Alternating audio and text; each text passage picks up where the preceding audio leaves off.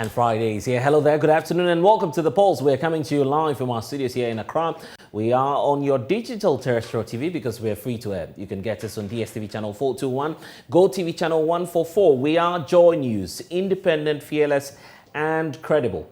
Coming up this afternoon on The Pulse, President Akufo-Addo reiterates government's commitment to ensuring the northern frontiers of the country are secured against acts of terrorism and insurgency. More as the Inspector General of Police, George Akufo-Dampare, also hits at plans to adopt a new strategy to improve crime fighting across the country.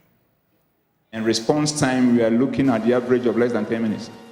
People will be there to deal with the matter for you. Sogah road safety. Close to 9,000 road traffic crashes reported in the first half of this year alone. The figures represent a marginal drop in crashes compared to the same period last year. We hear from the Road Safety Authority and get some reactions to this. And as government outdoors a national youth policy, a coalition of 7 civil society organizations are calling on government to give legislative backing to the policy that prioritizes the well-being of the future generations. Document and implementation plan, which we inherited, was more like the strategic plan of the National Youth Authority. And as we celebrate the International Youth Day, we'll hear from the CSOs who are calling for an intergenerational plan. It's all coming up here on The Pulse with me, Blessed Sogah, which is brought to you by Global Communities, Dignilu, Affordable Safe Sanitation. Don't forget, this afternoon we're streaming live on YouTube and all of our social media handles. Thanks for choosing us.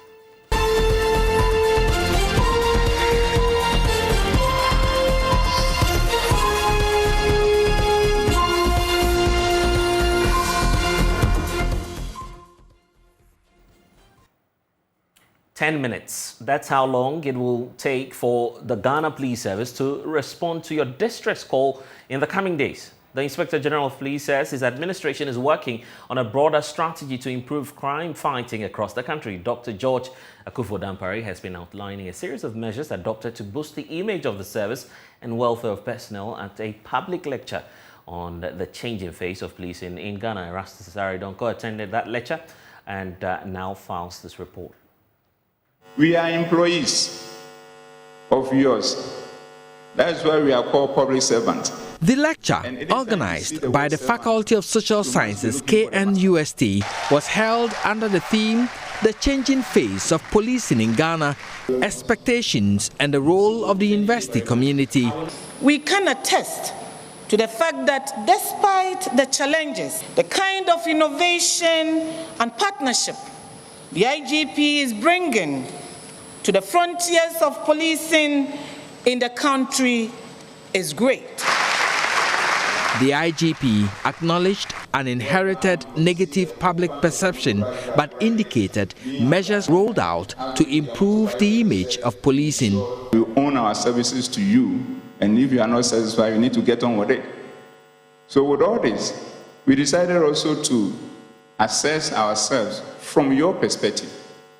We found that in the middle, we said we are still underperforming. We show zero partnership. We don't work with you. Also, there are issues where you see us as very unprofessional. You say we are corrupt. Thank you. We've never said that there are not a couple of people who are doing things in a corrupt way, tarnishing the image of the service. We've never said that. We are doing all what we can to handle it. But we will never accept the tag that we are the most corrupt institution in the country. It is unfounded.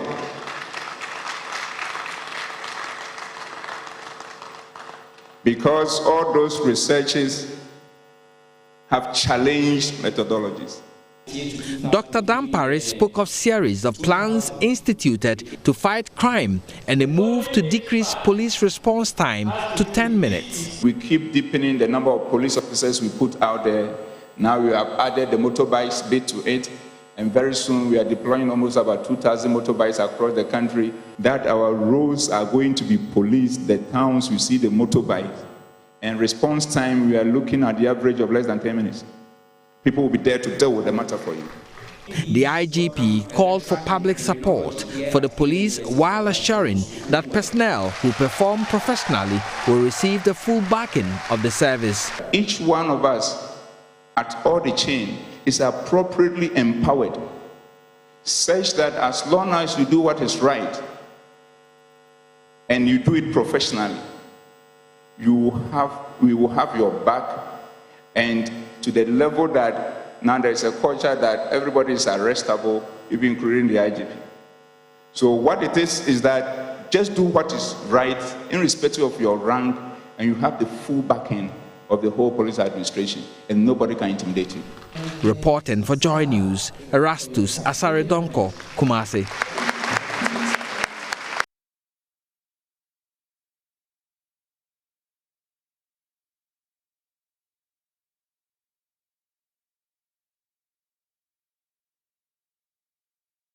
Well, the Inspector General of Police has been touching on some more issues. He indicates that the administration is also instituting a policy that will ensure qualified dependents of personnel who die in the line of duty are recruited to fill the vacuum in the service. IGP Dr. George Akufo-Dampare says the move seeks to pacify the affected family and ensure continuity.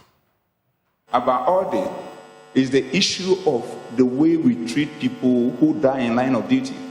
We have revolutionized the environment to the level that what we do is to ensure that when you die in line of duty, with all the courtesies that we give you, we also open the opportunity for a child of yours or a brother of yours who qualifies to be recruited to take your place whenever there is a recruitment process ongoing,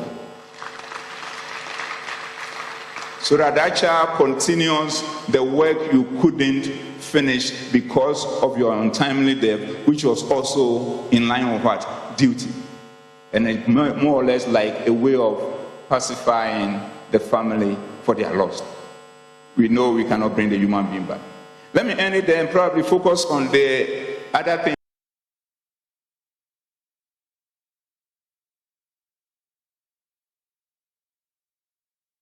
Also, let's expand the conversation. Joining me now is Peter Lonchini, a retired police officer, also member of Parliament for Wild West, and also on the Defence and Interior Committee of Parliament. Executive Director for West Africa Centre for Counter-Extremism, Mutaro Momoni Mukhtar, is also on with us. In fact, the President has been touching on some more matters. We'll bring that shortly.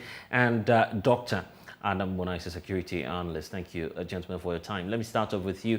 Dr. Bonai, if you are with us, by first of all looking at the IGP's lecture. Some say this is just part of moves to save face. Of course, the Ghana Police Service in recent times has been receiving some backlash after some 2 reports indicted the police service for corrupt practices. Do you feel that the lecture by the IGP has changed anything?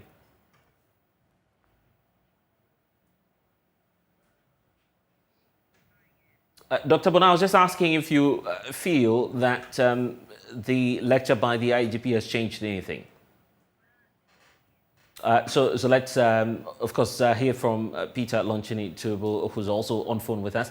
Thank you so much, sir, for your time. So just on the same background I was laying about the fact that the IGP simply trying to save face, the image of the police service has been battered after the release of these reports. For you, will this lecture by the IGP change anything?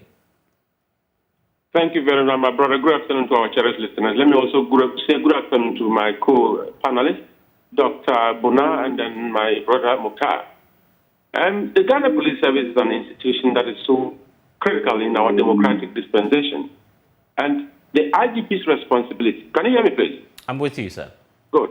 The IGP's responsibility is to ensure, because this is a unitary command organization, his responsibility is to ensure that the image of the Ghana Police Service is built upon that the public will have confidence in the police. The public will have that trust. The public will respect the police. And through that, collectively, we can make Ghana a better place. So anything that is negative for the Ghana Police Service is the duty of the IGP to begin to look at it. Should we accept it and change it? Should we deny it and work on it? Or what should we do? But the fact is that the public, we call it public service. It is called public service because the police serve the public. And the people who are supposed to analyze and probably do some introspective reflection on the performance of the police is the public. So when the public comes to say, police, you are doing well, please accept it and be proud. If the public say, police, we don't like your performance, please accept it and do something about it. The IGP is saying, we can never say that the police service is a perfect organization. At least there are some few ones, bad nuts in there, who do things to dent the image of the police service, including corrupt practices. But he is saying that he's not going to take it today, he won't take it tomorrow. That the police service is the most corrupt organization in Ghana. And for me, as a member of parliament, if you look at the Auditor General's report over the years, the billions of Ghana cedis that are lost in our system through corruption, if we are looking at what percentage actually goes to the police, I am not sure that the police will even be part of the first 100 corrupt institutions in the country. But it's all about perception. The police is the most visible institution in this country, the most visible public institution. And perception is all about visibility. So I always say that there is a direct relationship between visibility and public perception. So if the police is the most visible organization, and you go around asking the public, which institution do you think is the most corrupt? Very likely, you are going to find a lot of people talking about the police, because that is what they see in the public space. But what is actually corrupt is deeper than what is perceived out there. And that is why Dr. George Akubudampare, wherever you are, Doc, I salute you for the good job that you are doing. We are standing behind you solidly, and always take note. When you falter, we'll draw your attention. And when you are inching closely to success, we'll clap for you. But for me, I stand with him that he agreeing that there is something to work on, but disagreeing that that absolute statement of police being the most corrupt institution in the country is not helpful and will not be taken lying down. Let's touch on some more reforms he's announcing. The turnaround time for response. He's seeking to reduce that to 10 minutes. For you, Mukhtar, is this feasible?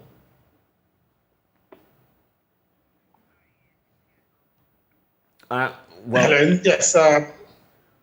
Yes. Good afternoon to you, and good afternoon to your listeners, and also to my co-panelists, Honorable Lanchini and Dr. Adam Bona.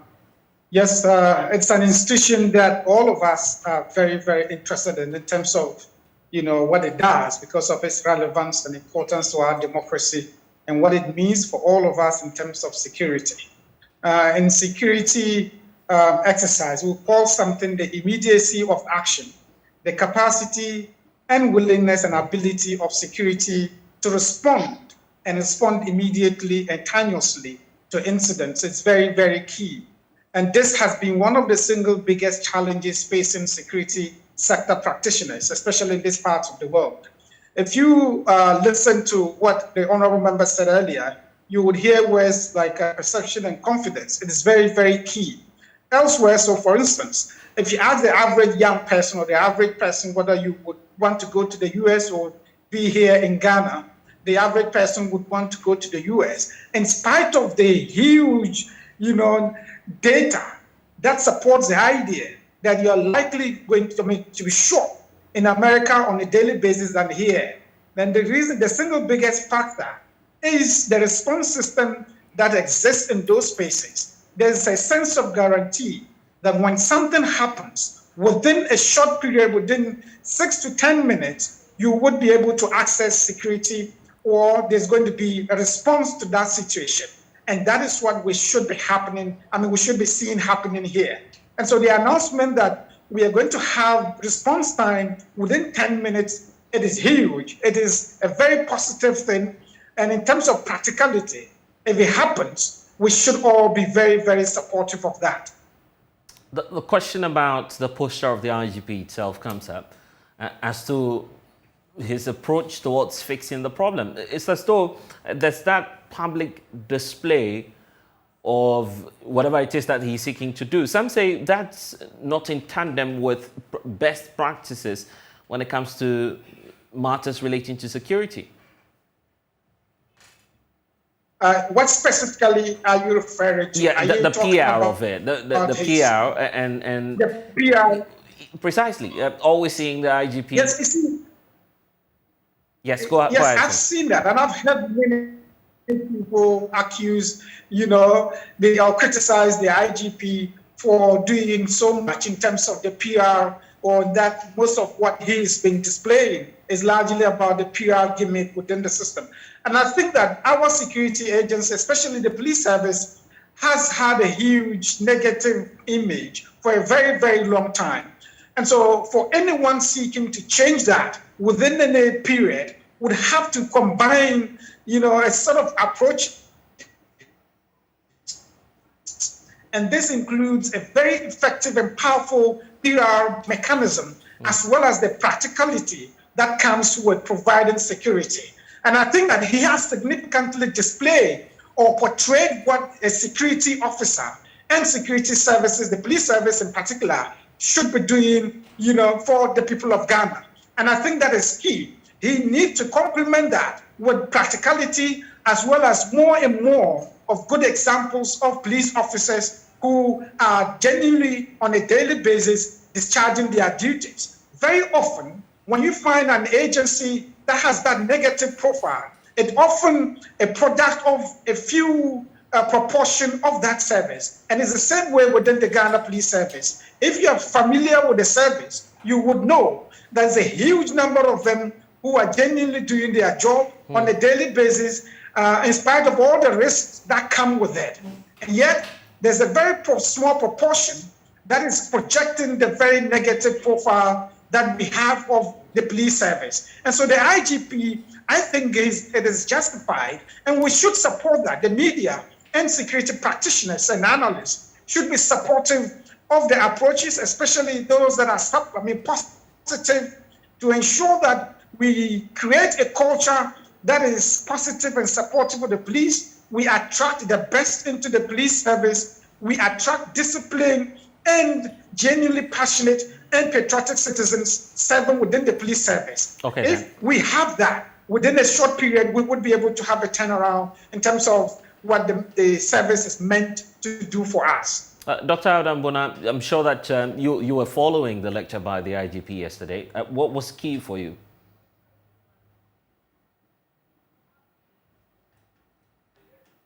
Dr. Bona, you have to unmute so we can hear you. Is it okay now? Yes, loud and clear. Good. Yes. So, good afternoon to your viewers and my colleague on the other side, Mukhtar. Well, with regards to the lecture, several things.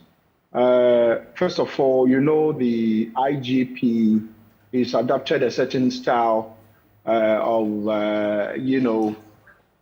coming out into the media, one-on-one and having conversations.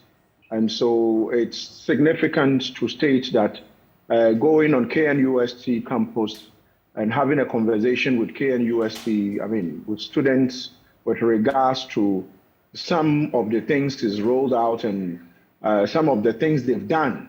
And significantly, I would say he predominantly spoke about 99% of what they have done, and probably the rest of it is what they are going to do. Usually, you tend to hear more of the rhetoric. We are going to catch armed robbers. Armed robbers must stop or else we'll catch them. Or we will do this, we will do that. And usually when I hear this, I say, no, we didn't pay you to come and tell us what you are going to do 99% of the time. We paid you to catch the robbers. And even if you catch them, you can decide not to let us know they are caught. But usually you hear a lot more of the rhetoric. But you can see he spoke a lot more about what they've done and, added what is yet to come on, which I think very important. He touched on the issue of police officers who die in line of duty and what is there for their wards or their kids if they are qualified. And since you're touching on that policy, join the police service and they are willing. Right. And since you're touching on that policy, why don't we get into it? The issue about replacing police officers who die in the line of duty. Is this new to the service? And I'll come to you, Peter Lonchini-Tobo, to take your thoughts on that. But Dr. Bona, let me start off with you. That policy, has it always been in the service, or this is novel and something that the IGP is bringing on board? Even if it was in the service, probably it wasn't a policy. But anyone who probably has a thing or two to do with the police in the past will tell you that because the police had a very small number in the past, most police officers, in the service were people who were recruited from the various barracks. And so if you were a young boy, you finished secondary school or middle school, and your father was in the police service, and the police were recruiting, they were the first point of call, because then it is assumed that you already know, you have the discipline, you know how to take the salute, you know how to clean the boots, you know how to iron, you know what it takes for a police officer to be a police officer. So largely, wards of police officers were encouraged to join the service if they wanted to, because then the police service wasn't probably as attractive as today. Today probably is so attractive, you have, everybody wanting to join. But in the past, it wasn't that way. So you had most officers, you find out that probably if you had 10 police officers, 3, 4, 5 of them would have been people whose parents would have been police officers. Now it has changed. Probably over the last 20 years, it has changed. But probably 40 years ago, it was a norm. If you are. Yeah, and I get the point you're making there about getting used to the system, a reason for which the IGP may want to institutionalize this. But for you, Supul, obviously you are at the very top leadership of the police service. Was this something that you were formulating at your time, or this is new, that anytime we have a police officer loses life in line of duty, we then replace him with a family member? Some say that may lead to a situation where we'll have family and friends take up the police service. Honorable Peter Tubu, can we get your thoughts on that? So let's hear from you, Mukhtar, on the... Yes, okay, right. Yeah. I think Dr. Bona made a point quite clearly. This is a practice that has not been documented over years. Dr. George Akubu-Dampare is looking at what can we do as a monumental kind of motivation for people who die in line of duty.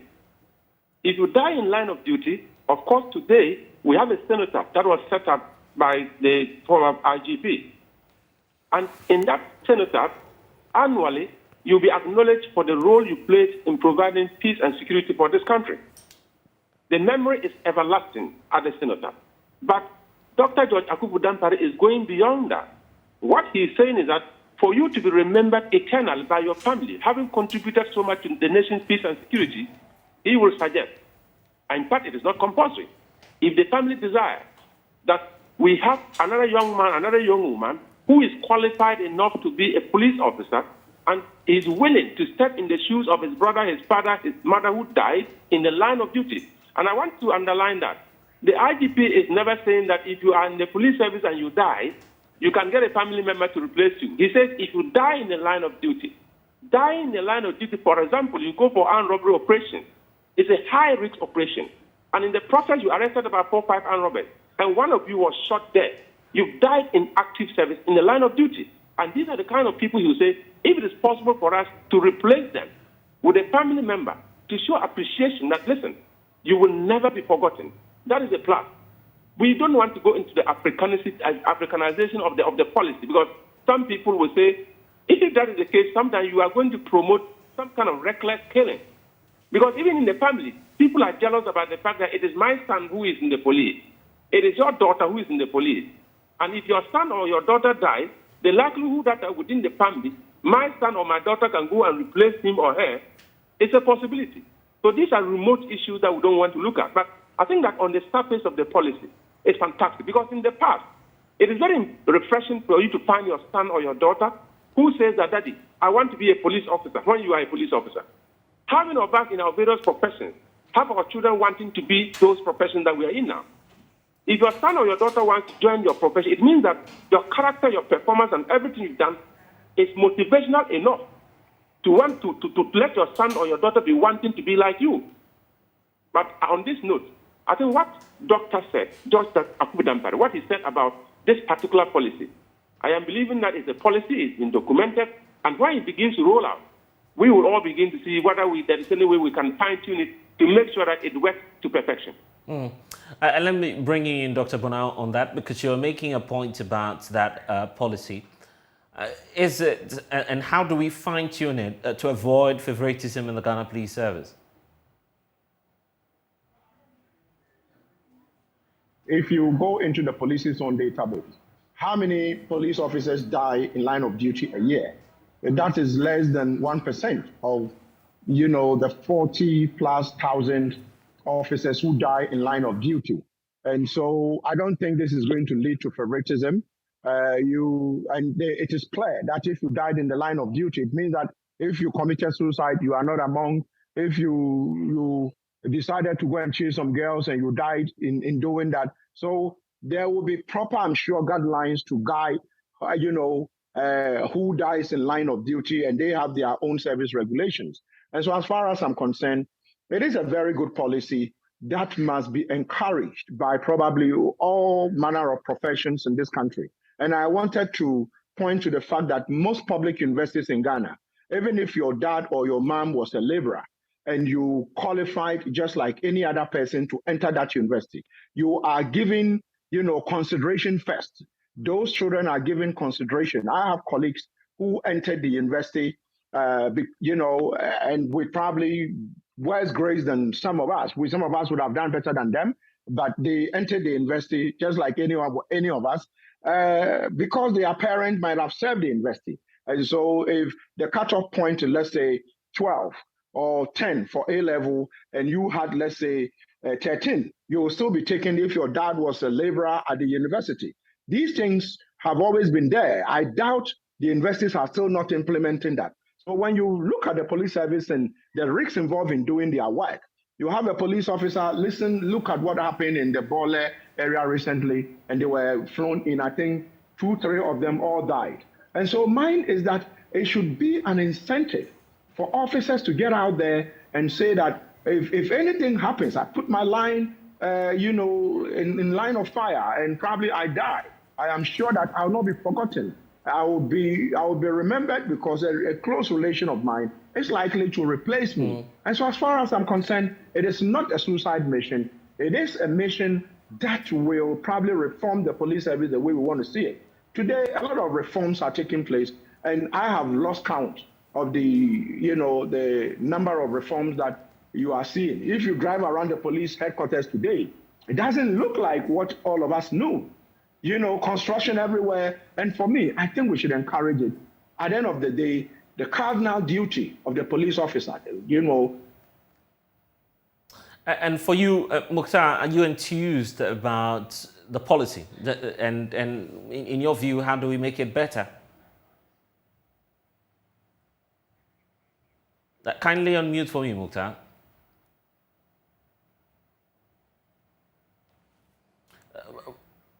Didn't bring out what we were expecting. So when things are getting out of bring in the military, which some of us think that it shouldn't be. The military have their place in society. The police have their place in dealing with internal security. So the stronger the Ghana Police Service becomes, the better for all of us, especially going into 2024 elections. I would want us to go into 2024 elections without the military. For the first time since 1992, let's go into the elections without the military. By doing so, we are going to bring internal security officers, while the military would be on standby at the peripherals, instead of bringing them on board. And sometimes the issues that come up become very difficult to investigate. So the police should take the police have taken center stage in terms of internal security. And some of us, if you ask me, I would say it's pleasing seeing that Okada riders are now stopping at traffic stops. They are not crossing. People are not using their 4x4s and jumping traffic and going, because a constable would arrest you if you do. I think these are the things some of us have always advocated for some decades now. And in our lifetime, we are seeing it, if you ask me, blessed. I would have to leave it here. Thank you so much for your time. That's Dr. Adam, modern security analyst, Mukhtar Mukhtar with the West Africa Center for Counter-Extremism, and Peter Lonchini Tubo is MP for Wild West. Well, it's been exactly a year since violent flash floods washed off some 8 major roads in the Upper West region, cutting off some 8 out of the 11 municipal and districts from the regional capital. Several road users were stranded. Residents and farming communities as well had their inputs destroyed and households collapsed. Well, JoyNews' Upper West Regional Correspondent Rafiq Salam returned to the affected communities and reports that the people are still living in excruciating poverty. Octogenarian Yendauma has been living in this Vogoni community since the demise of her husband. She's been living in this mud brick roof leaking house for 13 years until the disaster struck last year. Those that were affected, some of them have people behind. Let me say they have children that could also help them to get up a structure for them. But this, looking at this particular woman, she has no child, she has no husband. The husband passed away since long, and then she has nobody to get a place for her. That is why we chose her. Her entire roof was ripped apart and the building caved in. She recalled what happened. I was sleeping in the room when I heard loud noise from the fall of a tree on my roof. I know it was as a result of the windstorm. I was lucky because the roof collapsed at a site that I was not lying.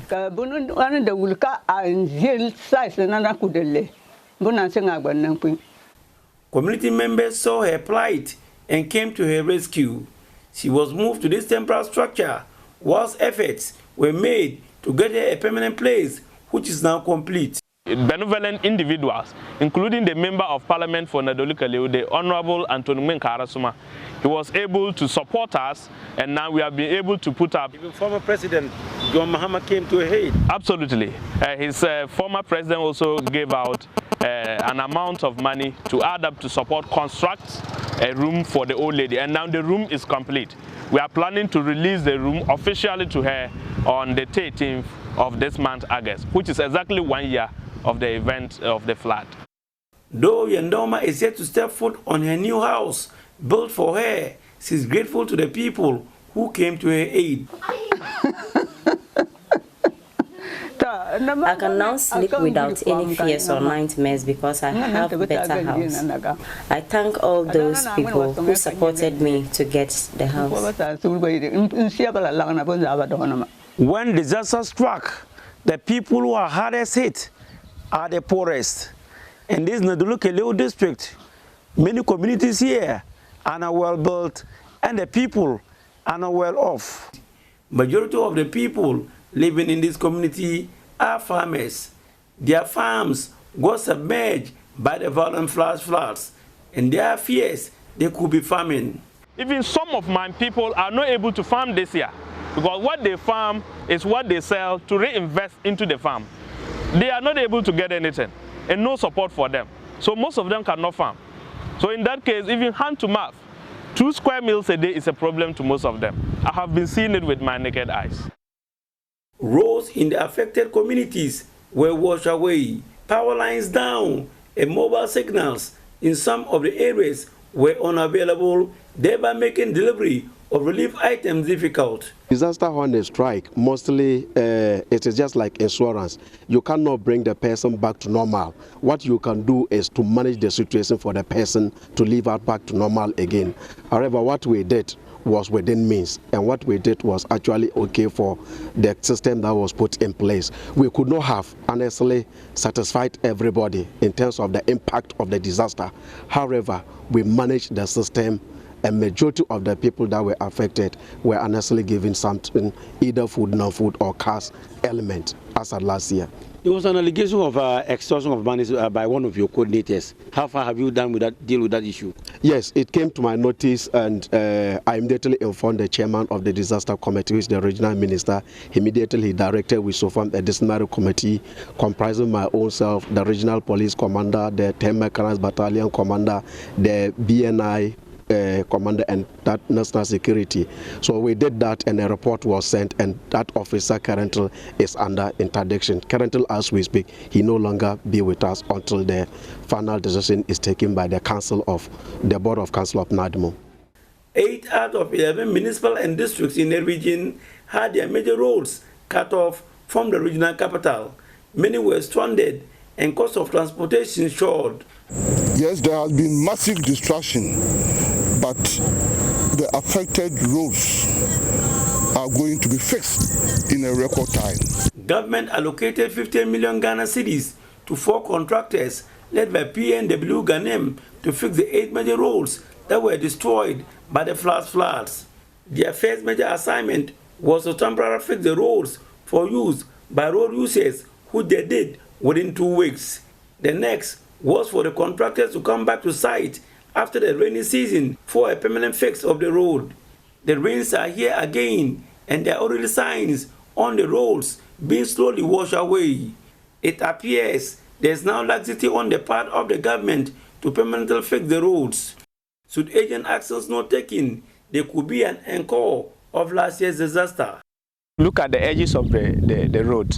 It's chopping off. So if there should be heavy rain today, we'll go back to square zero, because they have not done anything. They just failed the road and nothing else again. If government can come to our aid immediately, either than that, very soon, we have started recording heavy rains again. If anything happens, we'll be hot. Government is aware of its responsibility and is working to deliver it. The work that was done, it is our prayer that that should not happen. But government is not relaxing on what we promise our people. Certainly those portions will be worked on. Like I've always indicated, when it comes to the road infrastructure, it is not an easy task. It is always a process. First, we need to take an inventory of what is needed.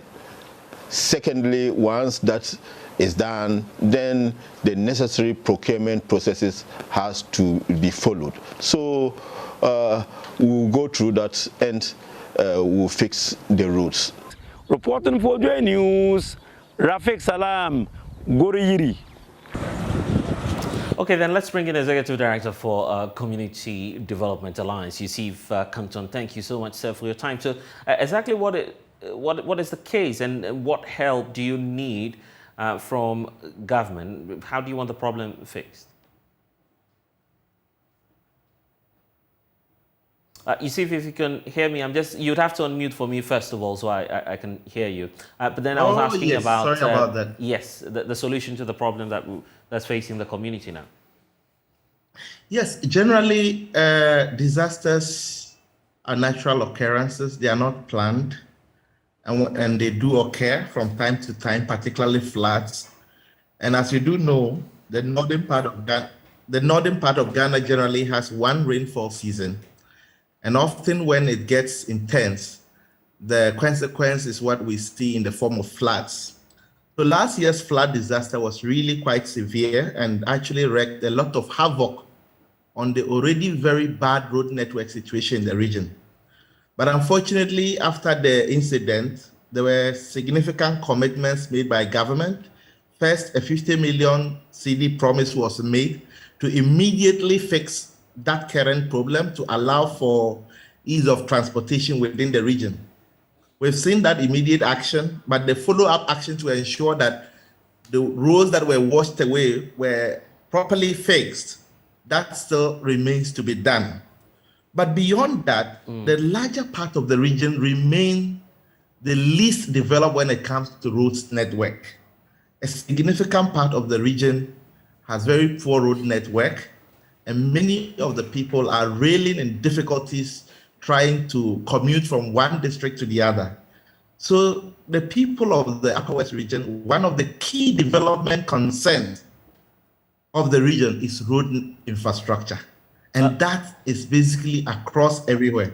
Apart from a few districts, the rest of the region are significantly really under very deplorable road conditions, which is impacting on health outcomes, impacting on access to education, and all the other development indices that our nation is concerned about. So the key concern right now is for government to make good its promises. One, how was the 50 million cedi used? Was all the money released to complete the road? As we see today, it does appear that there is still much left to be done which I think government, the regional minister and his team, and the minister for roads who was here in the region should take seriously. And I'm sure that you've been reaching out to government on that ever since the last engagement. Do you see any end in sight to this? Well, there has been several engagements with government actors, which I've been privy to be part of some of them, generally looking at the roads in the Upper West region. Unfortunately, commitments and agreements reached between government actors, in particular the Minister for Roads and the other sector ministers like Minister for Agri, in relation to roads in the Sala area, roads within Wa, and the roads that suffered the flood disaster. None of those commitments have seen fruition as at now. There were real commitments, there were timelines given that, oh, by this time, this particular road, there'll be action on it. By such and such a time, this particular road, we will see action. Unfortunately, those commitments are yet to be realized. What more plans are you devising? Just to draw the attention of government to this, because I'm sure that there are issues of safety as well in the community. My brother, there has been series of demonstrations in Upper West region about roads. We have had chiefs demonstrate. We have had women demonstrate. We have had youth demonstrate. We have had situations where the regional House of Chiefs have to travel to the Flagstaff House to meet with the president. We have had situations where chiefs and the youth had to meet with the Minister for Roads, Minister for Agri, and other sector agencies to try and drum home the urgency of the need to fix the road network in order to create at least a congenial environment for the region to thrive and develop. Unfortunately, it does appear that the region is not a priority of the government, in my view. So where do we go from here? I guess that's something we need to know, because obviously you have formed an alliance, and I'm sure that there are some more actions to expect in the coming days. Yes, right now, if you look across the region, there's a lot of despair and despondency. And if you care to know, if you look at the inflation statistics, the region happens to be the worst affected when it comes to food inflation. And that is surprising, but also not surprising to some of us. And it is largely a factor of the cost of transportation and movement, because the region has, I dare say, the least developed road network in the country. And that has a bearing on cost of everything. If people from shorter distances will have to spend much in order to move goods from one community to the other, that cost is factored into production. So it is not surprising that the last release of inflation data, the Upper West is one of the regions that is worst affected when it comes to food inflation. And that essentially exacerbates the already precarious situation that majority of the people are going through. So for me, roads are not just a question of improving access to transport. It is also a factor in actually ameliorating poverty. It is a factor in improving livelihoods of the people. It is a factor in improving health outcomes. And it is a significant factor in improving educational learning outcomes. So we shouldn't just see roads, oh, it's just about roads. No, it comes with other complementary services that basically makes life better for a group of people. Unfortunately, the Upper West region is yet to receive its fair share of government commitment to investing in the road sector. Anyway, we'll see what the authorities will have to do about this, but Yusuf would have to leave it here for now. On to our Drive Safe campaign. 8,809 road traffic crashes were reported from January to July this year. These crashes involved over 15,000 vehicles of all categories, resulting in a little over 10,000 casualties. Well, our research desk has been breaking down the figures, so let's bring you some breakdown here on the Pulse. So you see the figures right there in terms of the various categories. You have vehicles involved there, also accounting for a very significant portion, and we also do have persons killed amounting to some 15.42, and then persons injured also being rated at 0.87, and pedestrian knockdowns as well, constituting some 9.20. That's in terms of the comparative figures. But if you look at the comparative figures in terms of 2021 and 2022, in terms of how the trend has been, you'd realize that there's a little drop in terms of the figures this year. Where we are now, the last ratings was at July, indicates clearly that in 2022, in terms of July, we had 1,182 as compared to 1,332 cases reported last year around the same time in July. But then when it comes to June, June further indicates a slump in the figures, 1,215 as compared to 1,399 cases as of June last year. So it tells you that there's some sort of improvement in the trend. May seems to be at par with the figures last year, 1,303 as compared to a slight difference of 1,313, which was recorded in May 2021. But this year, in terms of the trend for April had a dip in the figures, 1,237 as compared to 1,467 road crashes last year, April.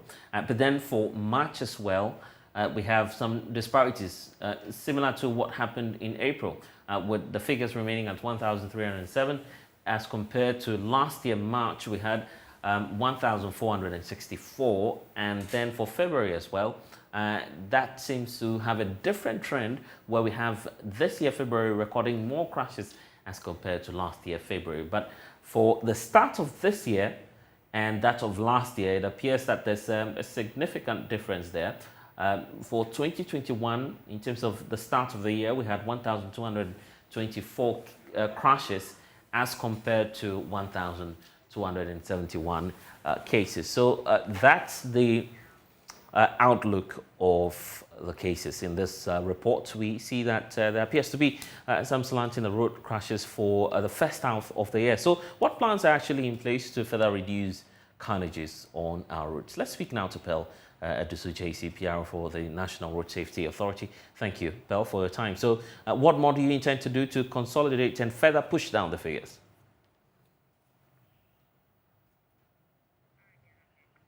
Pearl, I was just asking about the measures you're putting in place to further push for a decline in the figures. It's not as though you control that entirely, but what measures are you putting in place at least to mitigate it and to ensure that the figures go down further? There are a lot of interventions we are planning to put in place to sustain the gains we've made over the month this year. One of it is the campaign that we've carried out and drawing a lot of stakeholders into it. The Stay Alive campaign, which draws a lot of people like the police, like NGOs, like the road sector, DVLA, and even your good self, the media, also doing a lot of campaigns on behalf of the lead agency that sees to the reduction of crashes in the country. This campaign since last 2 years have gradually seen an improvement in road crash situation in the country. So this campaign will be sustained. Coupled to it is the collaboration with police, with their project of Operation Pari, Operation Pi, and then the oncoming of installation of cameras on our roads, bringing technology in enforcement of road traffic crashes. We are together with them to soon be rolled out, with other measures of looking for avenues and ways of taking out of the streets, of the roads of broken down vehicles. We know further will reduce crashes on our road. So there are a lot of interventions from stakeholders, individuals, media, and then from ourselves. And we know that gradually we will greatly reduce the statistics of road crashes in the country. So we know that last year, I mean, and moving into this year, you had rolled out some measures and you were hoping to meet some targets. Would you say that you've met all of the targets that you put out there? We are gradually meeting it. We were talking about at least 15% reduction. And so if death has seen a reduction of 15%, it means we're about to meet it. So we want the rest of the indicators to also record around 15%, and then we will be achieving our target. And so we are on the way. We are not at the end of the year yet. So we're hoping that further reduction will shoot the statistics on all indicators to about 15%. And the next year we'll go beyond the 15%. Let's talk about interstate collaboration, obviously with the Ghana Police Service, your main partners on that journey. How far are plans advanced to enhance the interstakeholder or agency collaboration that you've always been working with? Plans are greatly underway. As you know, the police are major stakeholders. And so everything we do is in collaboration with them, because there's this saying that education without enforcement is entertainment. And so we find them even in our educational campaign. When we wrote out the Stay Alive campaign, we brought in their enforcement bit. And so everything they do under enforcement is under the Stay Alive campaign. And so we go into stakeholder meetings, we do trainings together, and then we do strategies together. And so the collaboration is very tightening now than before. Their rollout of PI and Operation Parry, and then the upcoming Traffic Tech Ghana, which is installation of cameras all around the country, is in collaboration with the National Road Safety Authority. So we are seeing to it that the enforcement moves from the manual stage to the technological stage. And so our collaboration is very strong.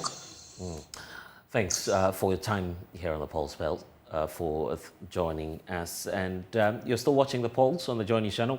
We'll be back shortly.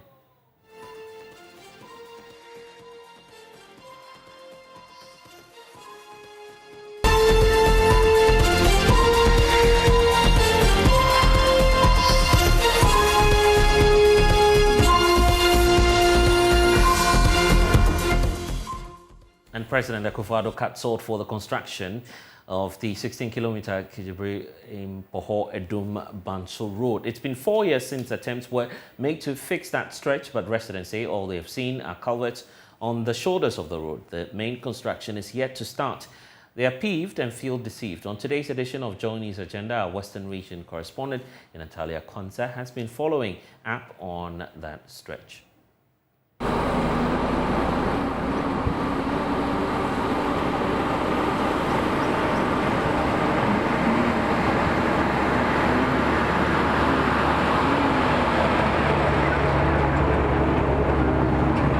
Visiting the Mpohoda Strait for the first time, a white attire will definitely not be your preferred choice. The dusty and bumpy nature of the road turns every color to brown.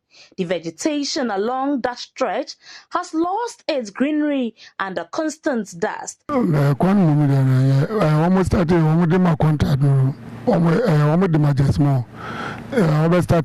construction of the road was awarded to Jesmo. He started to work on the road but later left the site. I visit the mechanic monthly for the maintenance due to the state of the road. The road is creating problems for us. At the same time, it's very dusty. Heavy-duty vehicles like unmanned vehicles that export quarry stones to a shame for either sea defense or otherwise. We are pleading with the government to take a second look at the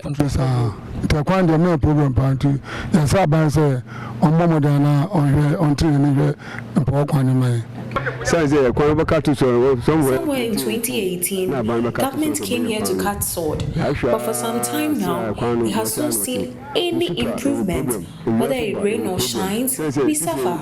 Now that the sun is shining, the dust is killing us, as if we live in a village.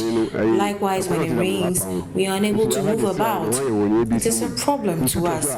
We are very regular at the mechanic every 3 days for maintenance. This is the only major link from the oil palm and cocoa growing district that connects the regional capital Takoradi, the Ahanta West district, as well as the Takwa Nsuayem municipality. When the president cut sword for the construction of the 16-kilometer Kejibri-Mpoho-Edumbansu road, the drivers and residents were elated. For most drivers, it was to be an end to the frequent visit to the fitting shops and mechanics. In fact,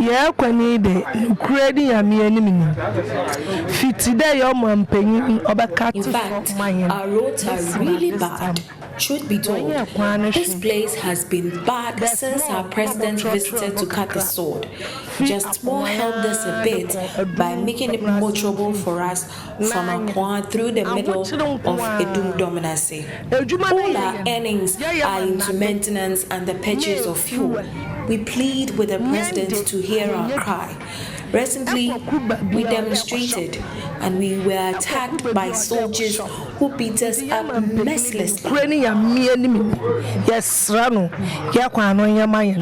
The contract was awarded to JPP Construction Limited with an 18-month completion of the first phase.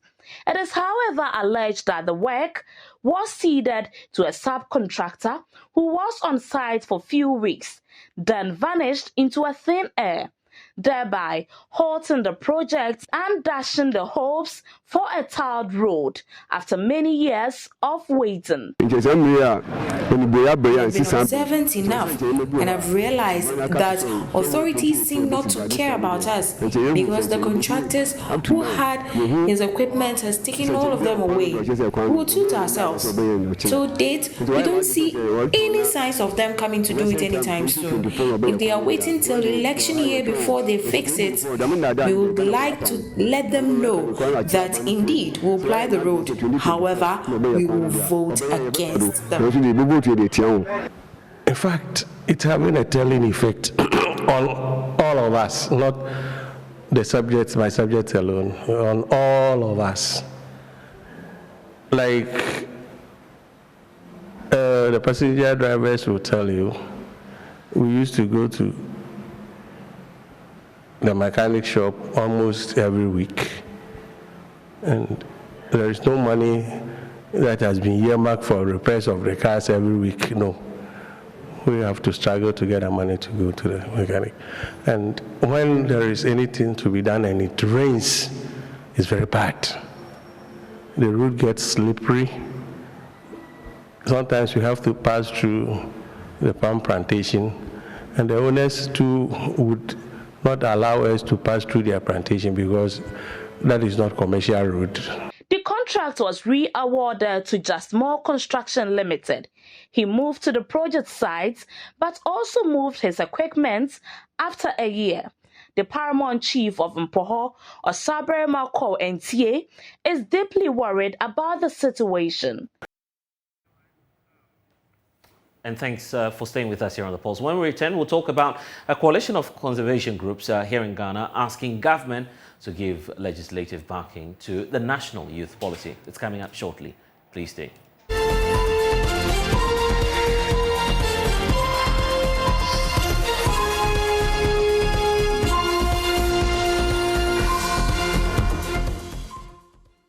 Welcome back. A coalition of conservation groups in Ghana is asking government to give legislative backing to the National Youth Policy. The document, which is being outlawed today as part of the International Youth Day, primarily aims to ensure a comprehensive framework and direction for all stakeholders involved in the implementation of policies, programs and projects for youth development. However, in a bid to ensure that the youth of Ghana are formally recognized as key partners in Ghana's development, a coalition of 7 civil society organizations is actually asking government to plan a deliberate policy and legal framework that will prioritize the well-being of future generations. Joining us via Zoom now is Darrell Bosu. He is Deputy National Court Director at Arocha Ghana. Thank you, sir, for your time. So today we do know that obviously we're marking the International Youth Day. Just days ago, the Chief Executive Officer of the National Youth Authority, Parizanam Hajda, was in studio talking about the same document you are touching on. Here's the reason he gave us to, first of all, the revision of the youth policy and what government is seeking to achieve now. About the National Youth Policy itself, how did you arrive at finalizing that document, first of all? Thank you very much. Good afternoon to you and to our cherished viewers, especially the young people of this country. There are almost 12 million out of which 2,000 will be gathered at the Anakazo Bible Ministry Training Center in Ekropon and not Accra. Okay, so it won't happen in Accra. Okay, it will happen in Ekropon at the Anakazo Bible and Ministry Training Center for the first ever National Youth Conference. But you speak about the National Youth Policy. The last time that Ghana had a National Youth Policy was in 2010. And by 2014, they developed an implementation plan. And when His Excellency President Akufo-Addo assumed the reins of power, he instructed that we should look at the policy to review it. Policy documents are dynamic, as you know, because circumstances change, and so the framework within which development must occur has to respond to the exigencies of the time. And so there was a consultative process. There were regional-based consultative meetings. There were stakeholder consultative meetings, even at the national level, bringing youth groups on board, bringing civil society organizations, and so on. And of course, it ended up on the desk of His Excellency the President and Cabinet. And not too long ago, we received Cabinet approval for both the policy document, the National Youth Policy 2022-2032, and its accompanying implementation plan. And we are quite excited. In fact, my personal view is that the policy document and implementation plan, which we inherited, was more like the strategic plan of the National Youth Authority. But our view, so this is a revised. This is revised policy, and therefore it is more comprehensive. Like I was saying, we held the view that what we inherited looked more like the strategic plan of the National Youth Authority, and that a youth policy, in its real sense, should be cross-cutting in nature, because there are many departments, agencies, and ministries that are involved in the youth development ecosystem. For instance, if you read the youth policy, for instance, on the matter of education, the youth of Ghana have aspirations, and they have, for instance, said that they feel that there is a mismatch between curriculum and the needs of the job market and industry, and that there is a need to review curriculum so that the needs of industry can be captured. The National Youth Authority, or its mother ministry, the Ministry of Youth and Sports, is not responsible for developing a curricula. It's for the Ministry of Education. So that is for education. In health, the youth have aspirations. In agriculture, we do. In trade, in industry, and in interior security, we do have. So what we have done is to galvanize and bring together the views and aspirations of the youth and align it with our developmental priorities and the vision of His Excellency the President into the policy document. And so it is much more comprehensive. So if you check the implementation plan, for instance, there are many things that the ministry, our mother ministry, the Ministry of Youth and Sports, or even us at the National Youth Authority are not responsible for, but some other ministries, departments, and agencies are responsible for that. Like I said, I give you the example of the education and all. But what we do at the National Youth Authority and at the ministry is to have a tracking mechanism to ensure that across all the various spheres of national life, the aspirations and the plans that are captured in the policy are reflected in the programming of all the various ministries. And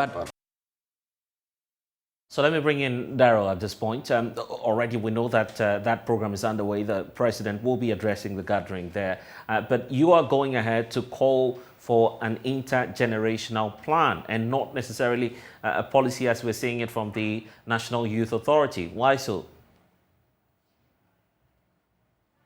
You'd have to unmute for me, Daryl, first of all, so we can get the point you're making. Is that okay? Yes, loud and clear. Okay, thank you very much. And I think, yes, we might be talking about the same thing, but we are asking for more. As you know, we have from time to time been coming out with several policy documents, several policy provisions on several issues. And for a long time, the youth have been participating in several discussions and discourse on several national issues. And most of the time, we are recognized during the participation. But the question has been, to what extent are the views of the youth really taken seriously?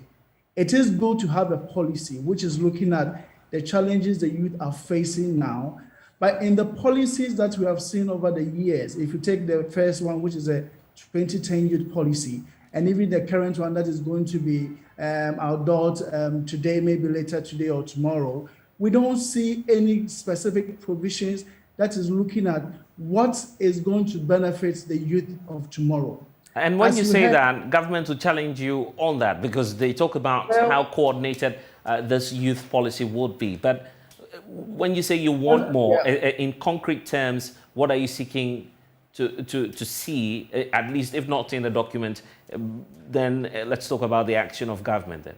Thank you very much. I think the issue is that we always talk about the exigencies of the times. We're talking about now. If you look at the planning processes, government will do this policy nicely, but you see that when leadership, the political, the executive is planning, is taking certain decisions at the national level that has national implications in terms of how they look at the implications and the risks and burdens on generations that will come after us today, that has always not been taken very seriously. And we are saying that government should look at really restructuring the structures in terms of the executive, the legislature, the judiciary, and all agencies that is aligned to some of these state organs of state, and ensure that there is a deliberate legal compulsion that ensures that planners and decision makers not only think about the exigencies of these times, but also think about the risks and burdens we are transferring onto future generations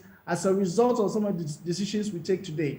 So you can see that a policy is good, and even in this policy, as I mentioned, there is nothing that talks about tomorrow's generation. If we are really taking action and thinking about tomorrow's generation, there are several policies that we are not going to take lightly. Issues of climate change, issues about food insecurity. Now we are talking about food security for today.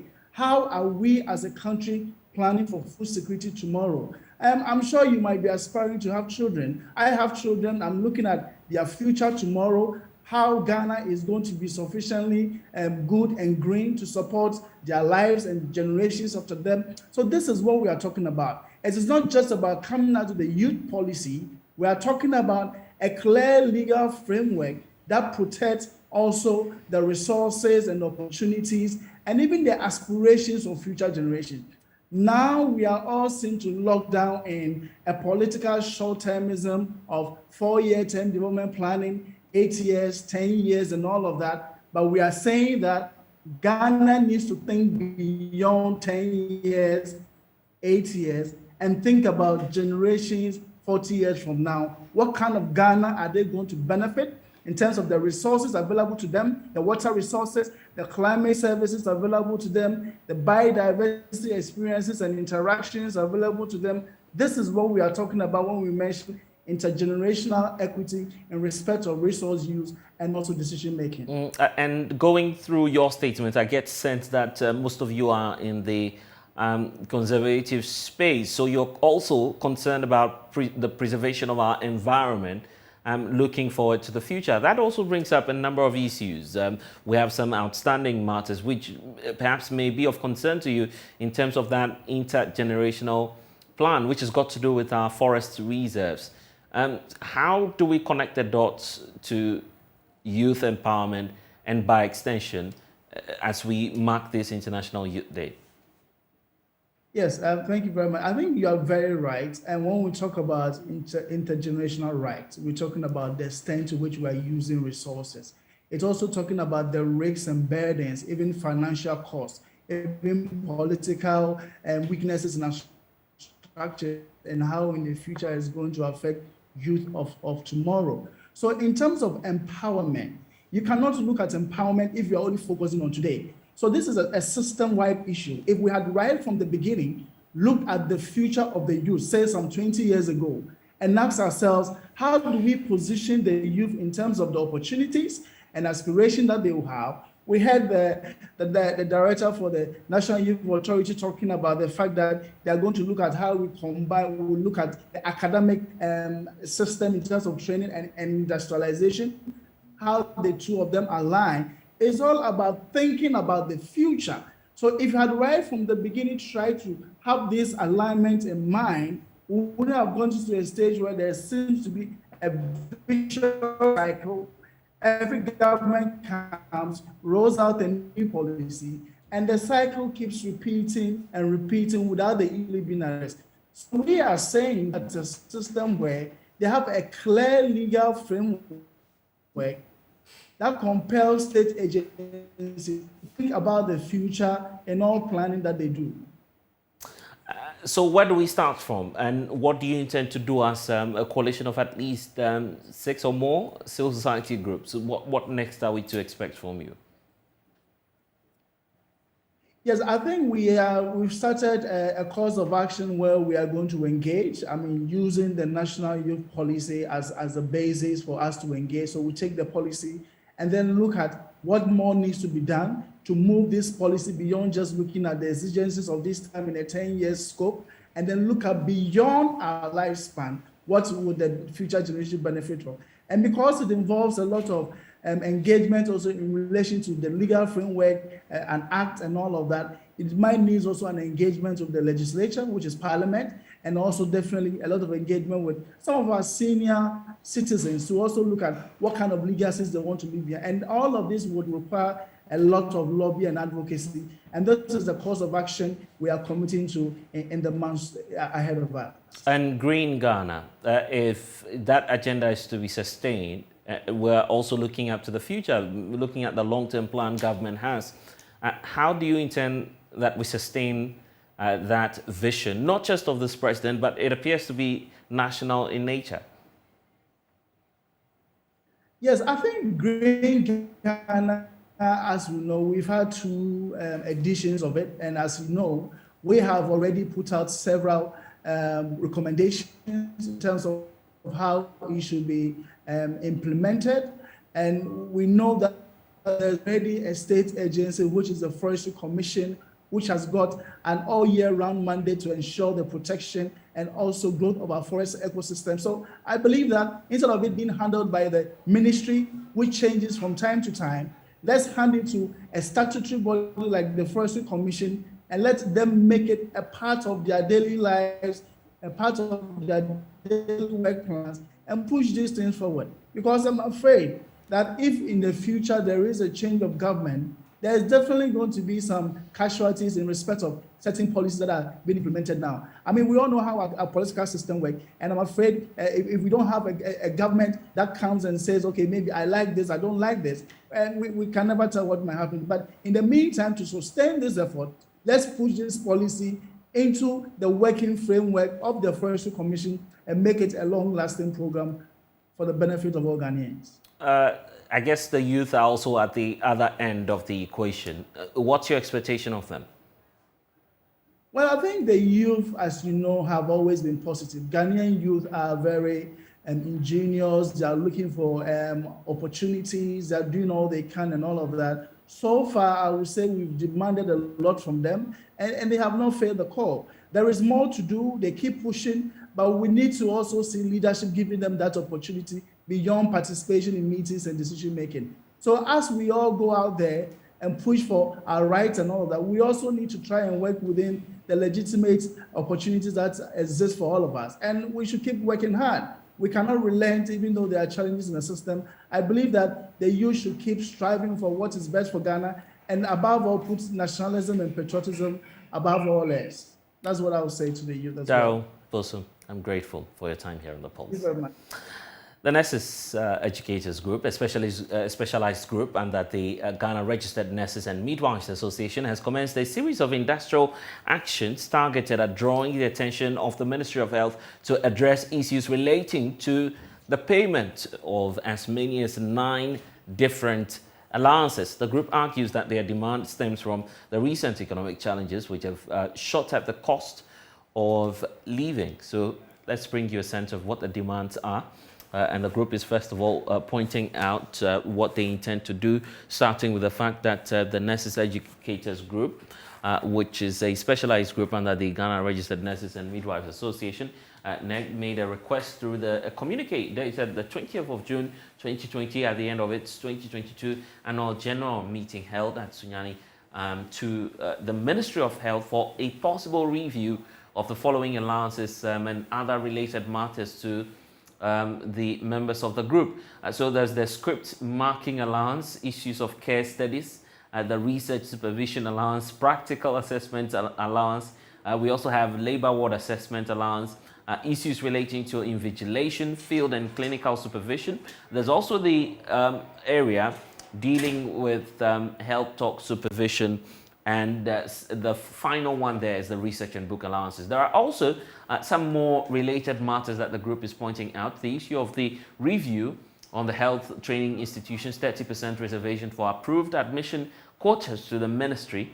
Then there's also a demand from the group asking government to scrap a 34% gross of the interview proceeds paid to the Ministry of Health. But the final leg of this has got to do with the nursing forms. The group is arguing that it should be sold to various health and training institutions, but not the Ministry of Health. Now, these proceeds, according to the group, could be used as internally generated funds in which various institutions can use that to develop infrastructure and human resources needs of the various nursing training colleges. So let's bring in John Paul Semanyo, Greater Accra Regional Secretary of the Educators Group. Thank you so much, sir, for your time here on The Pulse. As many as 9 different allowances. Government is cash-strapped at the moment. I'm just wondering if your demonstration and a series of industrial actions that you're about to start will yield any results. What do you think? Thank you very much for the time, and thanks for having me. I appreciate it. I want to first of all say a very big thank you to the national executives and all regional executives for the work that they continue to do. It's been a long time coming. It's been a long time coming. We appreciate and we understand the situation that, yes, the current economic issues on the ground have hit the length and breadth of Ghana. And yes, we understand that government is cash-strapped, if I'm allowed to say. But however, like I said, it's been long overdue. Just like you said a while ago, all of those allowances that were due are allowances that our national executives, in conjunction with the president or leadership of our mother association, which is the GRNMA, they had the opportunity to sit with the, should I say, yes, to the ministry. And then the last time those allowances were reviewed was in 2015. Yeah, so in 2015, all to now, it's not like we were like, hey, happy all about the reviews back in the days, but no, it's been a meager amount. Imagine, should I say, supervising a research work and then you being paid a 5-chapter research work and being paid 18 cedis for that matter, a 5-chapter. Whereas our colleagues in the universities are being paid something close to nearly 300 to 500 Ghana cedis, 80 cedis, which is not even enough to even, make you purchase data for you to go into the literature review of this case study and this project work, research works that our students write.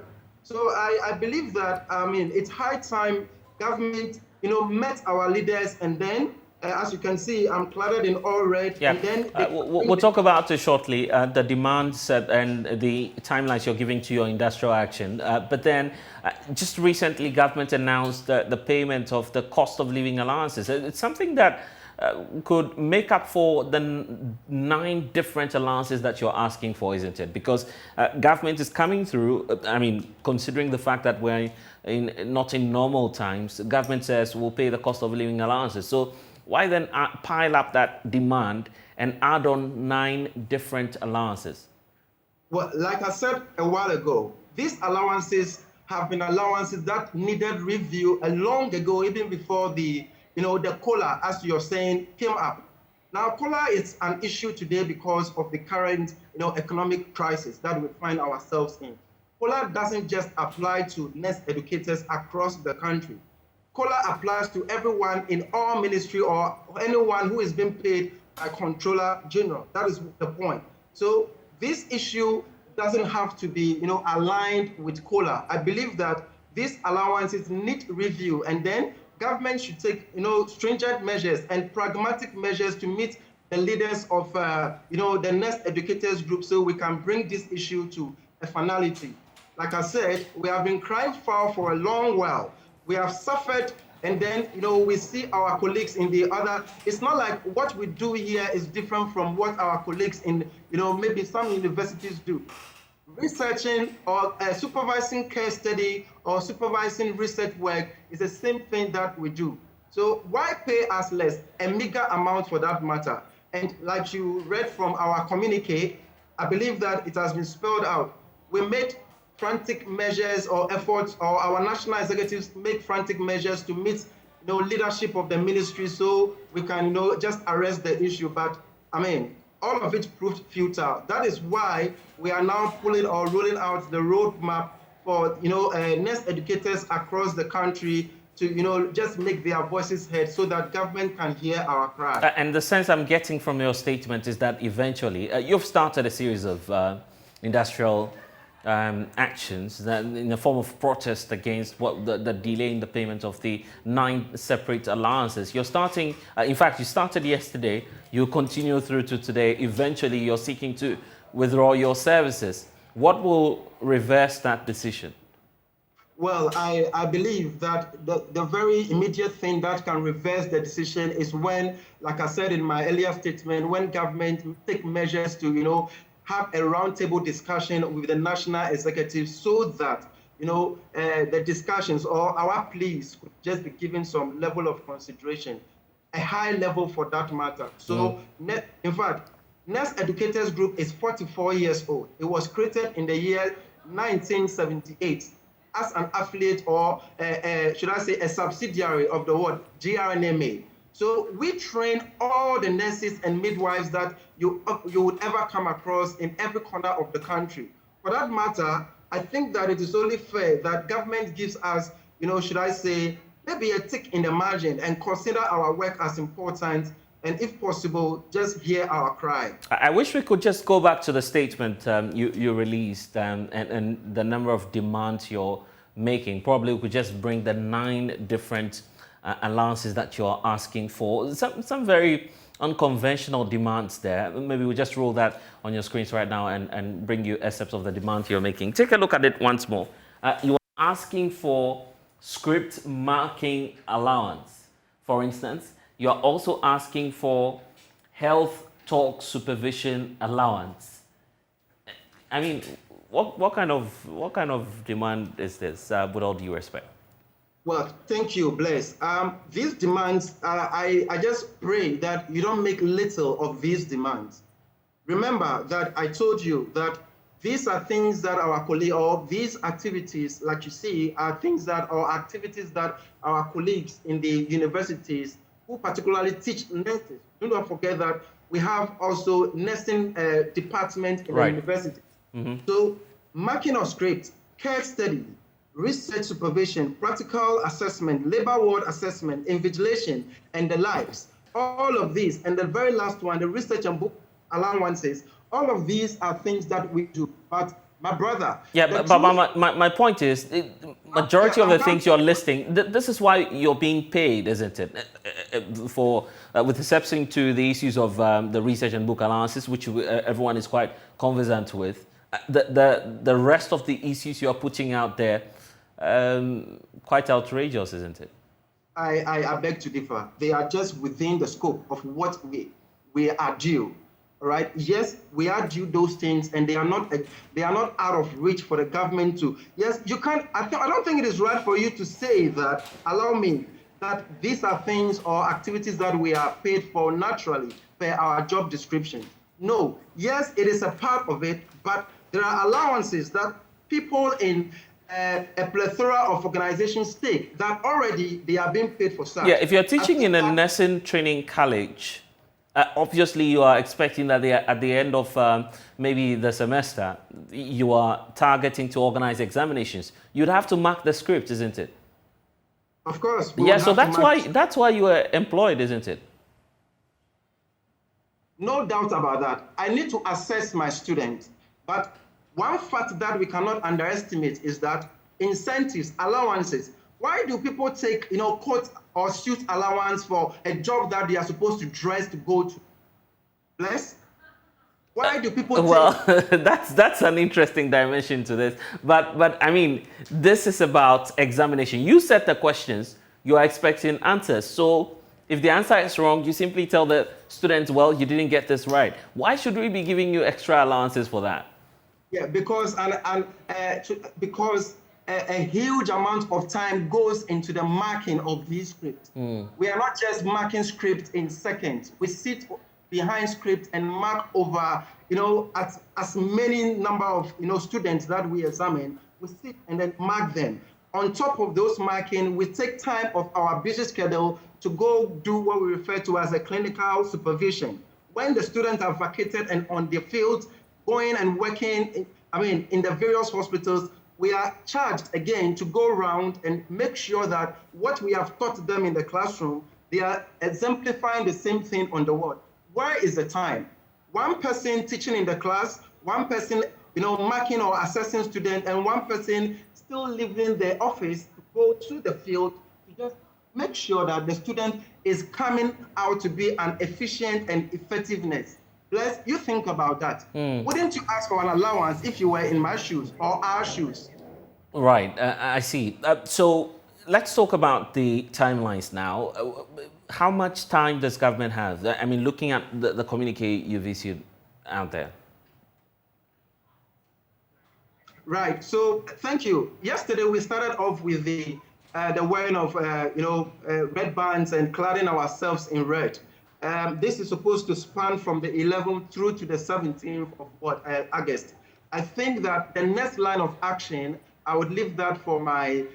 There is a roadmap, and I believe that yes, we just want to leave it at that. But the end point of it is for us to withdraw our services in the classroom if we do not, as quickly as possible, hear the government speak to our issues and address them as quick as possible. Yes. For instance, the issue about the labor ward assessment, what's that really?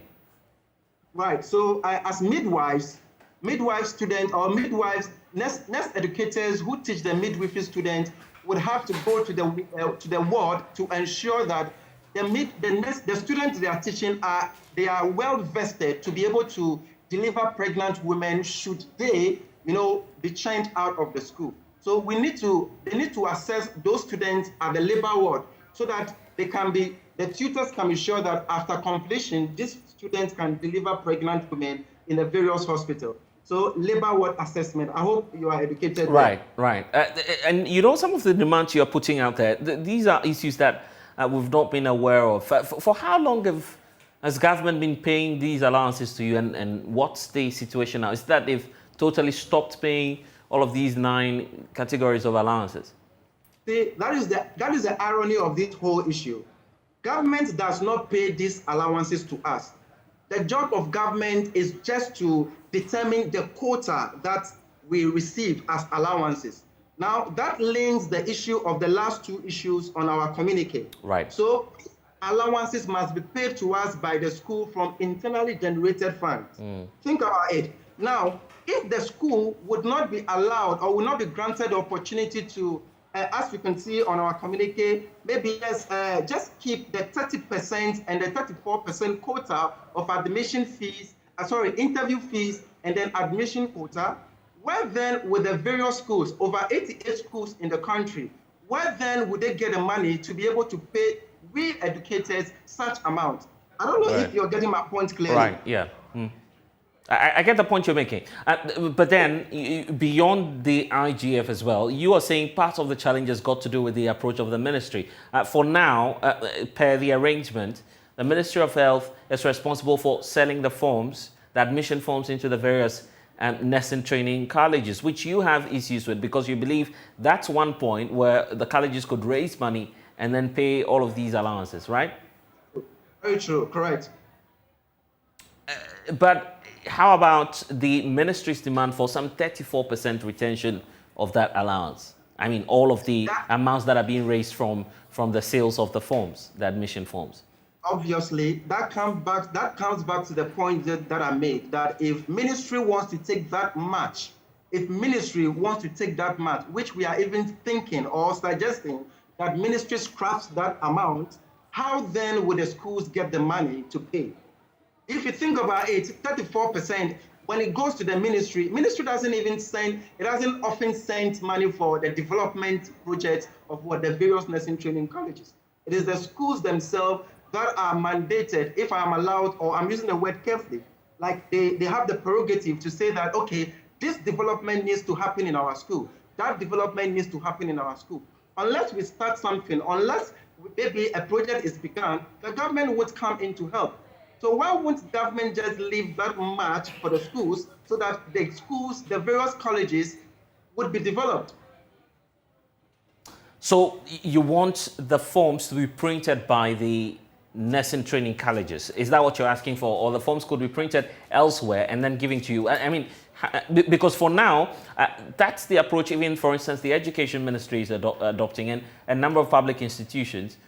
When the forms are out, you go grab the forms at any of the banks that are near you. But with this approach you are calling for, there may be some disruptions in the system, isn't it? I am honestly going to be frank with you. I am a regional secretary, and my jurisdiction only limits me to Greater Accra. There are national executives. I wish you were asking the national executives these questions, but I think that this is something I can pass on. I believe they are also watching. So if there is an appropriate answer to that, I believe that maybe they'll try to gather the answer and then maybe call on you to give you the right answers to that. Okay. But I believe a way forward is for government to just hear the cry of what nurse educators across the country who have been given meager allowances over the past years. It has time the government heard our cry. Anyway, let's leave it here for now. We'll definitely get back to you by next week to see if your timelines and your demands will be met. Broken dreams, shattered efforts, and a lot more has been happening. These are but a few ways. Many were impacted by the pandemic, which saw the global economy crashing. COVID-19 brought with it some widespread devastation, causing many businesses to collapse, but not all succumbed.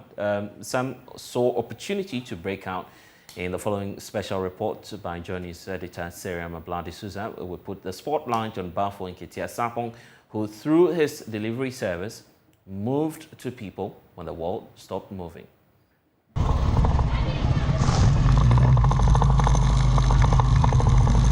In the Medina municipality of the Greater Accra region of Ghana, one of the riders of Irald Delivery Services picks up a small box of chocolate for delivery in Adentan. He has an estimated 5 minutes. This delivery business was born out of the COVID-19 pandemic by Bafo Nketia Sapong.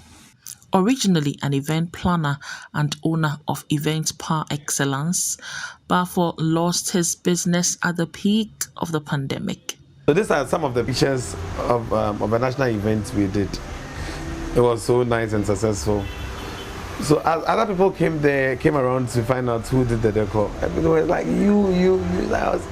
People were surprised at how could I do that. This is a wedding decor that we did at the University of Ghana. We hosted about 300 guests. My employees were like 15. This was a birthday party we did for a CCS girl. So we chose the Frozen character. It was so nice. She was happy.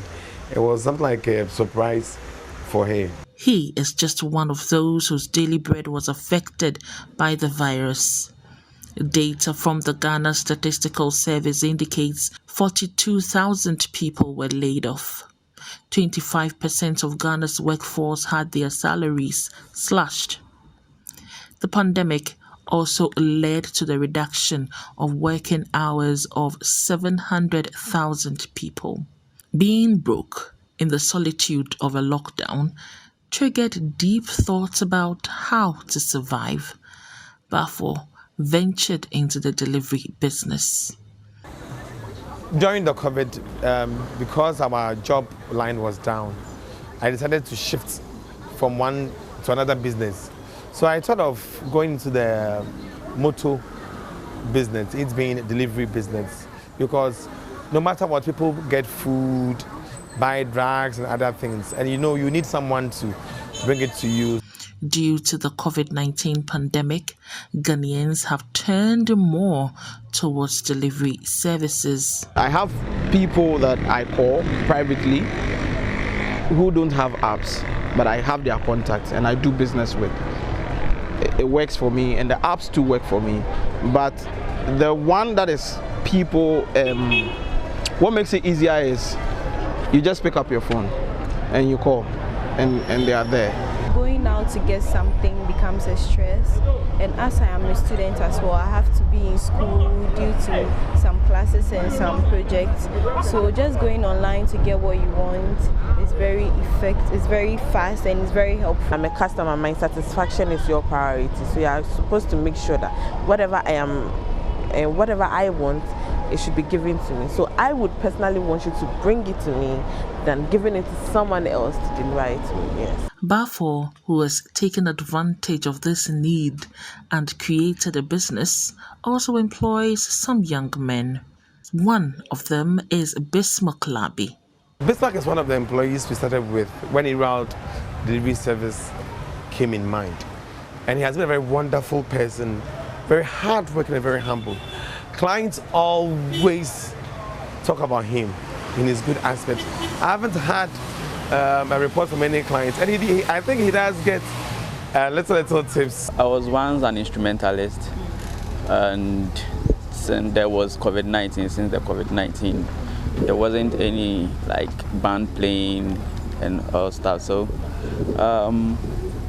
I decided to contact Bafo, so to buy me a bike for delivery. Yeah, so he agreed on that and bought a bike for me. And indeed, a lot of innovation there during the peak of the pandemic. I hope that you would also learn much more about this. But that's where we draw the curtains on the polls here on the JoyNews channel. I am Blessed Sogah. Log on to myjoyonline.com. A lot of stories there for you to read for the weekend.